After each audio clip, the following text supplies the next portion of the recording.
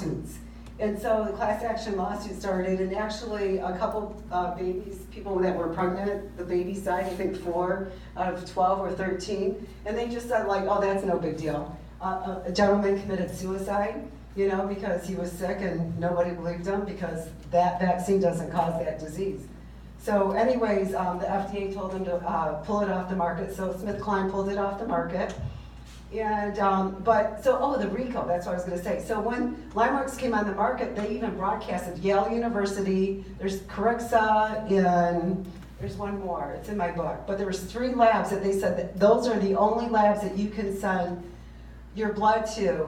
And the reason why is because they wanted to test the blood and find new vector-borne diseases, and they were gonna make patents on those, and then testing kits, and then vaccines, and oh my gosh, they had a great market, right? You know, the CDC is not, they're a moneymaker. They're, I think, what, 40 billion a year or something? I don't know, they're in the money making and the vaccines.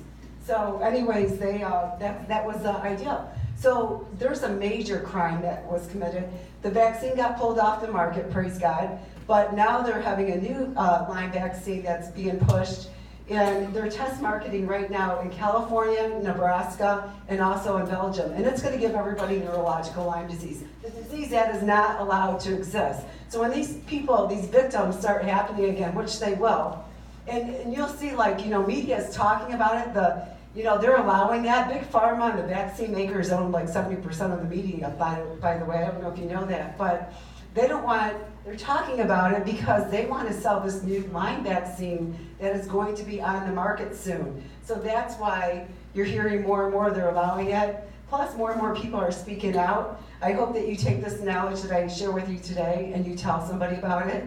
And I'll give you, actually, I have a challenge for you at the end of this. So that's what happened. So that's why your doctors don't know. 98% of, I know the United States doctors, medical doctors, don't know anything about Lyme. They're taught that Lyme is arthritic bad knee, 2 weeks of antibiotics, you're cured.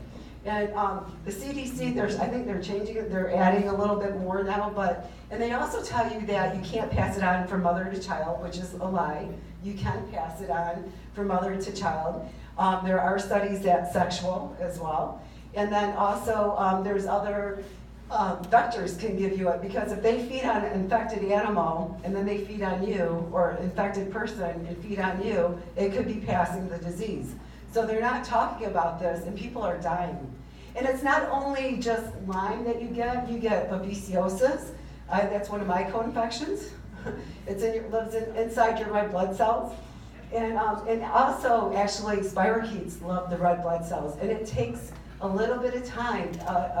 Doctors need to get a dark field, and they can actually start looking for themselves at their patient's blood. And it might take a few days or a week. Just like when you grow for the culture for strep throat, sometimes it takes a little bit. It might take a little bit, but those little critters, I've watched them, I know it, they come out of the red blood cells. So you can definitely look at blood. Every doctor should have that so they can be able to tell their patients.